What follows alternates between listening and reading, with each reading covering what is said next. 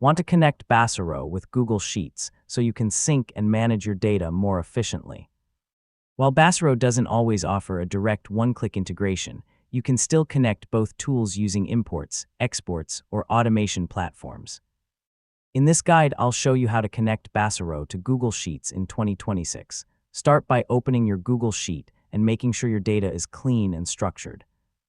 Use clear column headers and consistent formatting so it imports correctly into Baserow.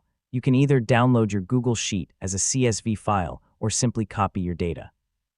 CSV format usually works best for clean imports into Baserow. Now open Baserow, go to your database and choose the import option. Upload your CSV file and let Baserow analyze your data structure. Before completing the import, match your Google Sheets columns to Baserow fields like text, numbers, dates, or checkboxes. This step ensures your data stays organized correctly. If you want real-time syncing, you can use automation tools like Zapier or Make to connect Google Sheets and Baserow. This allows updates in one platform to reflect in the other automatically. You can also export data from Baserow back into Google Sheets whenever needed. This helps keep both platforms updated and synchronized manually if you prefer control over automation. And that's how to connect Baserow to Google Sheets in 2026.